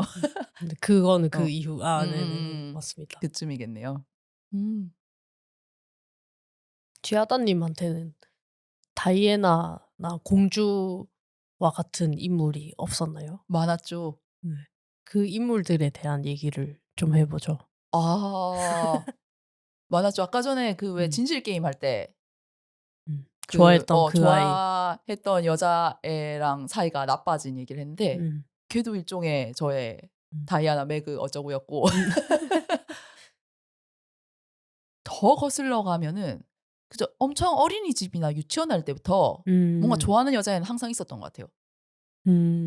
그래서 근데 어떻게 친해져야 될지 잘 모르겠는 부분이 있어서 왜냐면 저는 계속 남자애들이랑 어울려서 남자애들의 놀이를 하고 노는 걸 좋아했기 때문에 그 접점이 거의 없었던 거죠. 근데 이상하게 그 시절에도 저한테 뭔가 그 앞에서 그러니까 아이들이 막 모여있는 놀고 있는 그 현장에서가 아니고 뭔가 마치고 나서 집에 가는 길에 아니면 우연히 길거리에서 마주쳤을 때 이럴 때 자신의 뭔가 지금까지 들어본 적 없는 그런 얘기들을 해왔어요. 그 친구들이. 그런 것에 굉장히 기분 좋아하고 약간 우월감을 느꼈던 기억이 있네요. 네. 그것이 고등학교 때까지 이어졌다. 네. 제가 아까 전에 왜 객원 멤버로서의 삶을 살았다고 했는데 어디도 속하지 않은 중간자적 사람으로서 그런 얘기들을 하는 게 편했지 싶어요. 저한테.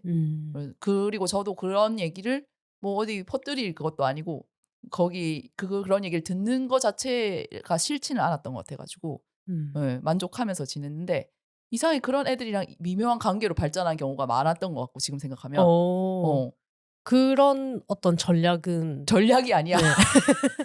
지금도 전략이 유효한가요? 지금은 네. 어떤 유효하지 않은 것 같아요. 방식으로 그러면 여자를 꼬시나요? 요즘은? 갑자기? 저는 요즘 여자를 전혀 꼬시지 않고요. 유부치끼리 이런 얘기하면 안 되지. 아니 그러니까 어른이 되고 나서는 어떤 전략을 취했는지. 아무튼 전략으로서의 뭔가는 없습니다.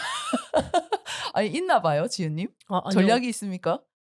이게 전략이라보다 그냥 이렇게 살아오다 보니까 그런 포지션에 익숙해지고 그런 포지션을 편애하는 사람들한테 어필하는 그런 포인트가 되지 않았을까? 그런 생각을 해요. 그것을 이용한 적은 없고 어쩌다 보니까 그렇게 됐던 경우가 많았던 것 같고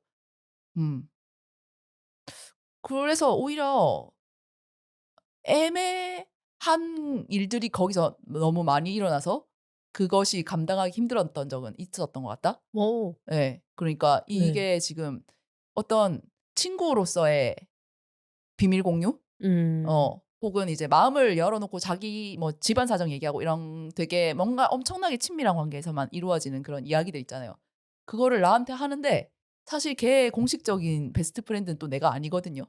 그쵸. 그런 애매한데 이게 뭐지 싶은 관계 속에서 이상한 감정이나 관계가 생겨나고 그것에 대해서 약간 번민하는 사람이었던 것 같습니다. 네. 그래서 지금은 그렇지 않은 것 같아요. 그런 시기를 거쳐왔고 그래서 이런 이야기들에 굉장히 공감을 하고 당시에 저에게 약간 위로를 보내는 그런 느낌인데 지금은 네 그런 시기는 지나온 것 같아요. 비밀 바텐더로서의 삶이란 것도 그 객원 멤버랑 비슷하게 제가 썼는데 그런 거예요. 진짜 어디 구석에 저 혼자 가만히 있으면 손님이 찾아와. 그래서 늘 마시던 걸로 이런 느낌으로 이야기를 시작하는 거예요. 다음에 듣고 네, 손님 여기서 있었던 일은 저희 둘만 아는 걸로 하죠 하고 손님을 집에 보내는 그런 네 포지션이었습니다. 말하자면. 지훈님은 그러면 자신의 비밀이나 이런 걸 얘기할 수 있는 친구는 그때 아까 중학교 때 옆에 앉았던 짝지? 네. 외에는 또 있었나요? 거의 없었던 것 같습니다. 자릅시다. 거의 없었던 것 같고 그때도 이제 날라리인 부치 친구를 사귀기는 했지만 그 친구한테도 제가 진정한 친구는 아니었죠. 왜냐하면 그 친구가 저의 mp3를 훔쳐왔기 때문에 가져가 놓고 친구 집에 놔두고 갔다 이렇게 해버리는 사이였고 한 번은 그 옆 학교에 여중에 그 선배님이 있다. 우리의 그 부치 선배님이 있다. 그 날라리 친구 그렇게 얘기했어요? 그래서 만나러 가자. 그래서 그날 굴다리에서 만났어요. 그 학교 사이에 있는. 왜 이렇게 음성적인 공간에서 만나는 거야? 그 선배는 운동선수였어요. 체육을 하시는 체육을 부치셨군요. 하는 부치였고 근데 그 사람은 제가 봐도 키도 크고 가슴이 없어서 자기가 막 얘기를 하더라고요. 나는 브라자를 안 한다. 가슴이 없어서. 그래서 약간 자신감을 드러내는 어떤 말이지. 그랬는데 이제 뭐 날라리 친구들이 모텔에 방을 잡고 술을 먹고 그렇게 하잖아요. 근데 술을 들고 가는 거는 되는데 혼숙은 안 된다. 해가지고 자기가 쫓겨났대요. 여자애들이 있는 방에서. 내가 남자로 오해당했다. 네. 그래서 저 여잔데요 이렇게 얘기해도 목소리도 너무 걸걸하고 아무리 봐도 이제 가슴이 없으니까 그게 증명이 안 되는 거예요. 그 답답함을 얘기하면서 이제 담배를 피던 모습? 일종의 근데 부치로서는 가오 잡는 거였다. 그죠? 나는 여자가 아니야. 이런 오해까지 받아봤어. 약간 그래서 너무 부러웠던 기억. 네.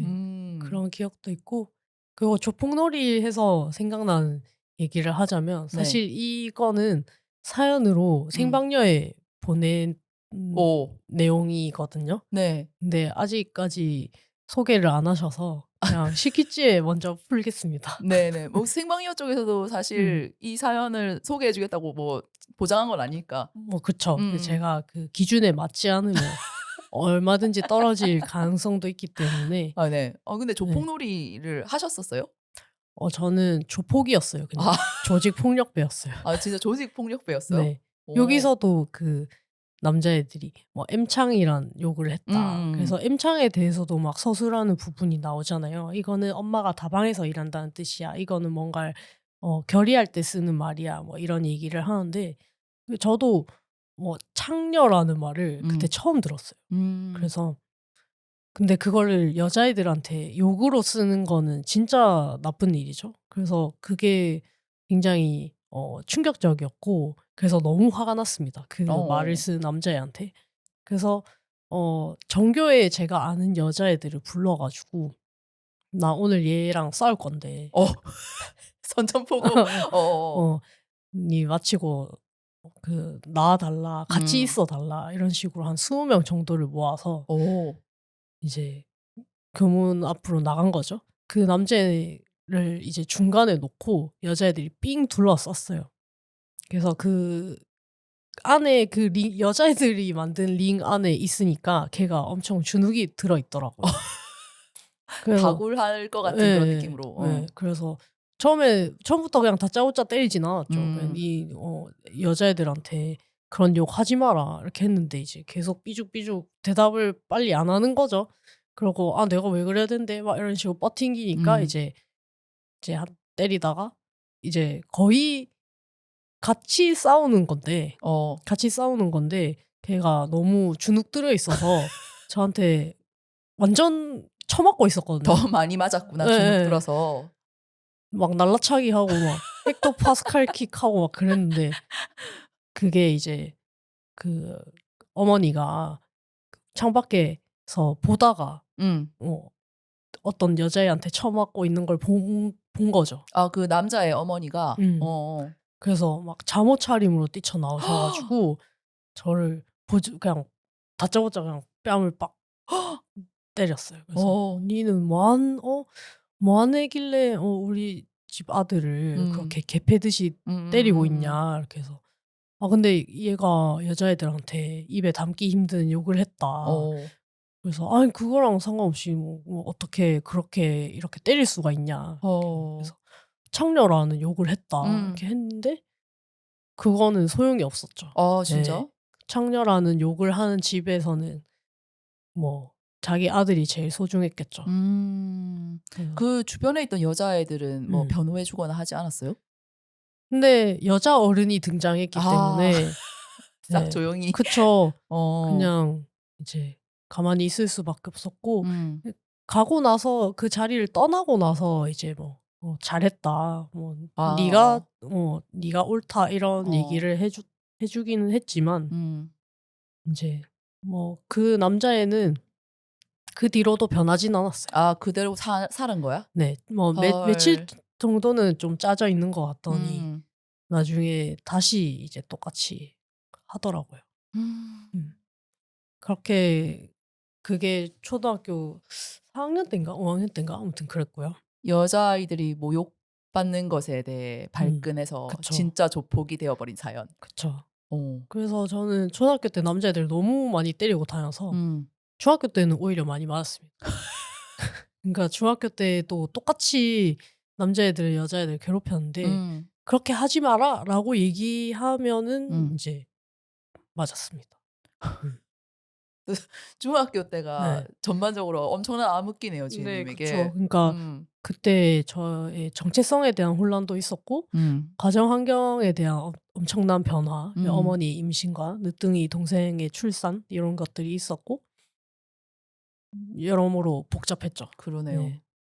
근데 그거는 진짜 뭘까요? 이게 보통 다른 여자아이들은 여자아이들을 지켜야 되겠다는 생각을 지금 지은님이나 저처럼 심각하게 하지 않은 것 같은 느낌이 들기도 해. 그쵸. 그러니까 우리가 본인의 이렇게 나댄 어떤 거지. 책임과 의무라는 걸로 받아들이는 사람이 많진 않죠. 그러니까 아무도 기대하지도 요구하지도 않은 어떤 일인데 그걸 도맡아서 할 수밖에 없었던 것 같네요. 근데 지나고 생각해 보면 그런 어떤 학교 경찰 이게 필요하지 않았던 것 같기도 해요. 왜냐면 여자랑 남자들 이렇게 서로 눈이 맞고 싸우고 짓궂은 장난을 하는 건 그냥 사랑인데 그러니까 그들의 어떤 그냥 또 다른 놀이인 건데 그거를 이제 너무 눈꼴시려했다는 부분에서 그리고 거기에 대해서 어떤 물리적으로 해결을 하려고 했다는 점에서 이미 실패죠. 그러니까 이걸 되게 멀리서 이렇게 보니까 이런 에피소드들을 굉장히 슬퍼지네요. 그러니까 이런 역할은 아무도 요구하지 않았는데 갑자기 그런 역할을 도맡아서 해버리는 그쵸. 사람들. 하지만 우리는 진심이었다. 저도 이런 얘기 듣다 보니까 생각난 게 저는 이 조금 다른 얘기일 수는 있는데 제가 초등학교 고학년쯤에 저희 학교에서만 그랬는지 모르겠는데 여자아이들 그룹 내에서 돌아가면서 따돌림을 하는 게 유행처럼 있었어요. 저는 이제 시골 살다가 부산으로 전학을 와서 말 그대로 저도 전학생의 입장이었는데 왔는데 그러고 있는 거예요. 여자아이들 무리에서 이제 오늘은 얘를 따돌리고 며칠 지나면 이제 얘는 그만하고 쟤를 따돌리고 이런 식으로 해서 한 사람 정도의 주도 아래 모두가 그렇게 따돌림을 돌아가면서 시키는 그런 것이 있었고 저도 휘말렸어요 거기 잠깐. 왜냐면 저는 나대는 아이였기 때문에 막 전화가 와가지고 막 이제 계속해서 나는 영특했다는 것을 어필을 하고 말았던 것이죠. 그래서 그것이 아무래도 좀 찍혀서 그럼 왕따를 당하는 입장이었나요? 왕따를 길게는 아니고 짧지만 제대로 당한 적이 있었어요. 그 여자애들 무리에 속한 건 아니었는데 이상하게 저를 끌어들여서 저를 따돌렸던, 그러니까 이상한 모함을 하고 괴롭힘을 했던 적이 있었거든요. 근데 이게 진짜 이상하게 전개가 되는 게 나중에 그것을 어떤 그 무리에 속해 있던 어떤 아이가 담임 선생님한테 고발을 하였어요. 이런 일이 있었고 제가 그것을 주도했고 이런 아이들이 피해를 입었다라는 것을 주도하고 그 선생님이 거기에 굉장히 또 강경하게 대응을 하셨단 말이에요. 어떻게 하시죠? 그러니까 반 아이들이 다 있는 데서 그런 걸 들었는데 이게 어디까지가 사실이고 이거에 관해서 얘기하고 싶은 친구들 있으면 다 얘기해봐라 이런 식으로 해서 그 무리에 속해 있는 애들뿐만 아니라 이제 그것을 지켜봤던 무리 바깥에서 이게 그것이 행해지던 것을 지켜봤던 친구들도 하나씩 다 증언을 한 거예요. 그거에 대해서. 그래서 그 친구가 완전히 고립됐어요. 그걸 주도하던 친구가 완전히 고립됐고 반대로 그 와중에 저에게도 그 선생님이었나 다른 그 피해자 친구가 증언을 요구했어요. 너도 그런 걸 당했잖아. 너도 얘기해봐 했는데 그때 저는 그 약간 물론 못된 짓을 했지만 그렇게 위축되어 있고 일방적으로 얻어맞고 있는 그 주동자 친구를 보니까 여자애였거든요. 오히려 마음이 오히려 이건 아니라는 생각이 들면서 왠지 쟤를 지켜줘야 될 것 같은 생각이 드는 거예요. 그래서 저는 그 증언을 거부하고 너희도 똑같아 이러고 어떻게 해서 그 애가 저에게 굉장한 애착을 느끼게 되어버린 결과를 초래하고 말았다. 전략적인 거 전혀 아니었나요? 아니었고 근데 뭔가 그런 식으로 당하고 있는 여자애 물론 그거는 이제 개의 인과응보긴 한데 상황적으로 뭔가 당하고 있거나 지금 뭔가 이 친구가 그 굉장히 수세에 몰려 있다라는 생각이 든 여자애를 보면은 어쩐지 돕지 않고는 못 넘어가는 그런 사람이었던 것 같아요. 지금 생각하면 그럴 필요까지는 없었을 텐데 그 애를 그냥 철저하게 응징을 했어야 되는데라는 생각이 드는데 그런 상황을 못 견뎌하는 것을 거기서 알게 되었습니다. 당하는 여자를 보지 못하는 그러니까 뭔가 성정. 지금 걔가 남자였으면 안 그랬을 것 같아요. 그렇죠, 당연하죠. 그런 생각이 들고 알바냐고. 그러니까 너무 깊이까지 여자를 이해하고 싶어 했던 것 같아요. 그때. 그러니까 얘의 어떤 그 배경, 그런 어린 마음, 그런 것에서 빚어진 실수들 이런 거를 어린 마음까지 그걸 이해하는 그걸 내가 용서해 버림으로써 내가 어떤 한 단계 더 위로 올라가는 것 같은 그런 착각? 그런 걸 좀 생각했던 게 아닐까 그때는. 그러네요. 네. 우리가 구해주려고 애썼던 여자애들은 다 잘 살고 있다. 네. 알아서. 처음부터 구할 필요도 없었다. 맞아. 구해지는 걸 여자애한테 구해지는 걸 바라지도 않았을 것 같다는 생각도 듭니다. 그래서 소녀는 따로 자라나 봐요. 네. 괜찮은 마무리 멘트였어. 네. 그러니까 소녀는 걔 따로 자란다. 네. 하다 보니까 우리의 의도와는 다르게 되게 숙연한 방송이 된 것 같아요. 그러네요. 네. 굉장히 차분하고 책 같은 방송이 됐는데 지금 약간 책이라웃에 가까운 그런 느낌이 되어버렸는데 굉장히 우리의 과거사를 파헤치는 시간이기도 했고 왜 그런지 모르겠네. 오늘 분위기가 이런 게 홍예당에서 이 녹음을 진행하고 있잖아요. 뭔가 처음이라서 그런 것 같기도 하고. 처음이라서 그렇기도 하고 이 공간이 지금 굉장히 조명도 칠하고 이 주변에 책이 우리를 둘러싸고 있잖아요. 네. 이상하게 조금 이렇게 어깨가 움츠려 들어 있는 것 같습니다. 뭔가 더 차분하고 나긋나긋하게 말을 하게 되는 것 같습니다. 네. 그리고 제가 좀 낯가림이 있거든요. 장소랑 낯가림을 하는 것 같기도 합니다. 그런 감각이 좀 있는 것 같아요. 네. 저도. 근데 사실 저희가 이 방송을 하게 된 거는 처음에도 이 책으로 하려고 생각을 하긴 했지만 그 제가 사연이 들어왔었잖아요. 소따자로 아, 맞아. 네, 방송을 해달라는. 그래서 하게 된 것 같습니다. 네. 네. 리퀘스트에 응답하는 방송입니다. 네. 예, 그러면 소따자 감상 방송을 빙자한 저희의 쥐들은 따로 자란다 방송 여기서 마무리를 해보고 구글 폼으로 들어온 사연이랑 팟빵 게시물에 달린 댓글 읽는 걸로 오늘 방송 마무리해 보겠습니다. 네. 네. 구글 폼에 익명님이 남겨주신 사연이 하나 들어왔는데 읽어볼게요. 네. 이미 아시고 계실지도 모르지만 녹음 장소와 관련하여 제보드려 봅니다.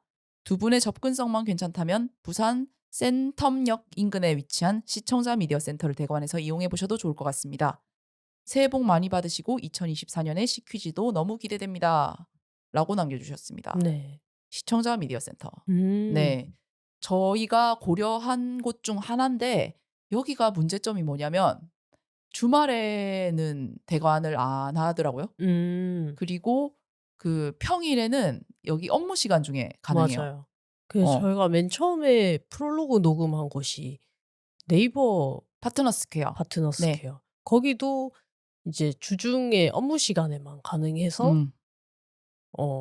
뭔가 그 녹음 공간을 옮겼던 것 같은데 근데 사실 지금은 둘 다 백수라서 네, 해도 될 것 같기는 합니다만 그래도 뭔가 이렇게 어떤 공간에서 계속 하는 게 정해지는 게 좋아서 그리고 이 신청서 이런 거를 쓰거든요. 시청자 미디어 센터를 쓰려면 어떤 용도로 뭐 어떤 내용으로 뭘 쓸 거다 이렇게 써야 되는데 그런 거를 물론 뭐 이제 반려당하거나 할 일은 아니지만 그런 신청서를 써서 예약을 해야 되는 건 조금 번거롭고 왜냐면 저희 사실 즉흥적으로 그쵸. 일정에 변경이 생겨가지고 오늘 녹음할 거 내일 하자 이런 식으로 하는 경우도 있잖아요. 그렇게 운용하기는 조금 불편한 부분도 있고 사실 05일 FM 스튜디오가 굉장히 좋았는데 저희가 거길 나온 이유는 딱히 거기서 쫓겨난 건 아니랍니다. 네. 네네네. 네. 거기를 계속 쓸 수도 있었지만 저희가 네 독립적으로 해보고 싶어서 그리고 저희가 좀 편한 공간에서 다른 시도들도 병행해가면서 해보고 싶어서 나오게 된 거라 가지고 네 이렇게 알려주시는 글을 써주신 건 너무 감사한데 저희가 고려했던 부분이란 점 입니다. 뭐 알아서 하겠다는 점. 아니 너무 감사합니다 익명님. 네. 네네네. 근데 오늘 홍예당에서 이렇게 녹음을 하잖아요 우리가. 제가 이걸 편집하면서 이제 어떻게 결과물이 남을지를 들어볼 텐데 소음이 사실 우리 녹음하는 동안 계속 있었잖아요. 그쵸. 막 저희 바로 옆에 소방서가 있어가지고 막 출동하고 이런 소리 들리고 배달 오토바이 이런 거 막 지나가는 소리도 들리고 막 앞에 있는 사무실에서 막 사람들 왔다 갔다 하는 소리 이런 것도 많이 들렸는데 마이크에 그게 어느 만큼 들어갔을지는 나중에 들어봐야 알 것 같아요. 만약에 근데 그게 좀 심한 수준의 소음이다. 편집을 어떻게 뭉갤 수 없는 수준이다. 이러면 조금 저희 녹음 환경에 대해서 다시 생각해 볼 필요는 있을 것 같아요. 그러니까 홍예당이 아닌 다른 환경? 아니면 홍예당이 환경을 녹음 공간으로 좀 개선할 수 있는 방안을 생각을 해봐야 될 것 같습니다. 네. 그러면 이제 팟빵에 남겨진 댓글 읽어볼까요? 네. 46회 2024년 근하신년 방송에 남겨주신 김두분님의 댓글입니다. 선 리플 후 감상 웃음 이렇게 남겨주셨고요. 하나 더 남겨주셨네요. 구직 및 문학의 밤 기대되네요. 츠크탑의 이야기 기대. 츠크탑에 요거 네 해야 된다 이거 맞다.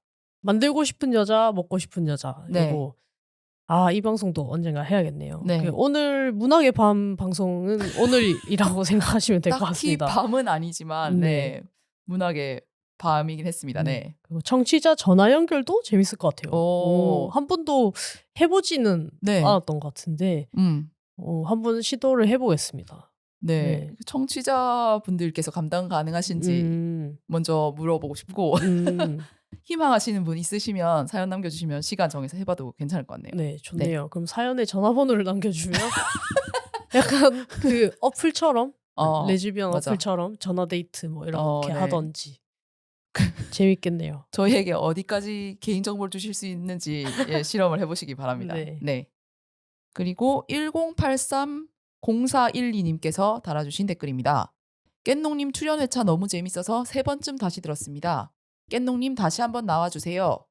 괄호에서 아는 사람 아님. 진짜로 아는 사람 아니에요. 라고 구구절절 써주셨는데 이런 괄호의 문장을 써주시면 진짜 아는 사람 같거든요. 네, 본인 같거든요. 깻농님이세요? 그런 것 같은데. 깻농님 네. 재출연 원하시면 직접 말해. 우리한테. 네. 거기에 김두부님이 답글을 달아주셨는데 저도요. 퇴근 후의 루틴입니다. 제 주변에 그런 웃음소리를 가진 사람들이 없기에. 흔치 않을 것 같습니다. 근데 요새 저희가 뭔가 게스트분들에 대한 어떤 약간 놀림? 짓궂은 농담? 네. 이런 것들을 하고 있는데 네.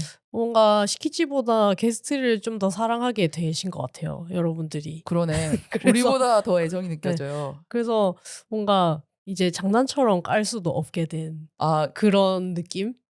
오히려 이제 우리가 까일 위기. 그 연예인이 된 그런 느낌이라서 앞으로는 행동 거지를 좀 조심하도록 하겠습니다.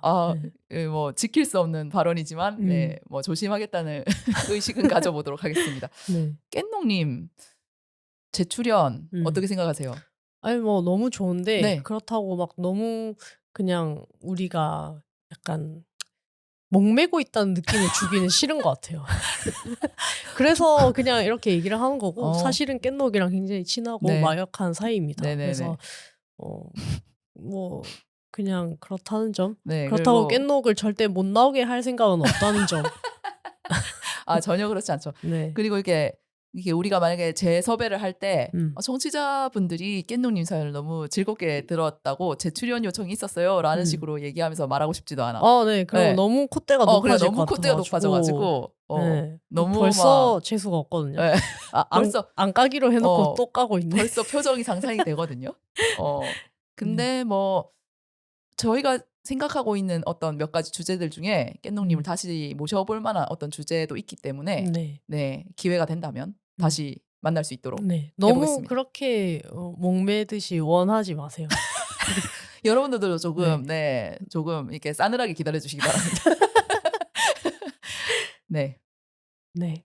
또기쿤님께서 24회 갑자기 남양 특집 무서운 게 딱 좋아의 댓글을 남겨주셨는데요. 춤추는 초코파이에서 깔깔 웃었어요. 유유 이렇게 해주셨네요. 이 부분이 꽤나 뒤에 나오거든요. 그러니까 춤추는 초코파이에서 일단 웃으신 분이 드디어 나왔다. 감사합니다. 소정의 목적을 달성하신 거 아닌지. 그쵸. 네. 근데 이게 진짜 무서웠다는 분들도 계시고. 춤추는 초코파이가? 아니요. 그냥 이 남양 특집 자체가 너무 무서워서 못 듣겠다 이런 분들도 계시고 뭐 다 들으신 분들은 대부분 이제 그렇게 안 무섭던데? 뭐 이런 얘기를 해주셨는데 그 무서움에 약간 물을 타주는 역할을 한 게 후반부에 나온 춤추는 초코파이가 아니었을까? 네, 사실 제가 너무 무서워가지고 계속 쓸데없는 얘기를 많이 했던 것 같거든요. 네, 그래서 뭔가 그때 지하다님은 또 살짝 아쉬워하셨어요. 그래서 내년 여름에, 올해 여름에 또 남양 특집을 할 수 있지 않을까 생각을 합니다. 네, 좀 더 무서운 얘기로 찾아뵙겠습니다. 저는 본격 호러를 표방하고 돌아올게요. 그리고 포조님도 댓글 남겨주셨습니다. 저도 가끔 우울할 때 깻농님 방송을 들어요. 그리고 시퀴지 CM송 콘테스트도 열어보면 재밌을 것 같아요. 구독자분들 중에 숨어있는 능력자들을 발굴해보는 기회라고 제안해 주셨네요. 또 깻농님 방송을 좋다고 남겨주셨고 시퀴지 CM송 콘테스트. 저희가 콘테스트라는 방식을 생각해보진 않았는데 이런 방법도 괜찮을 것 같아요.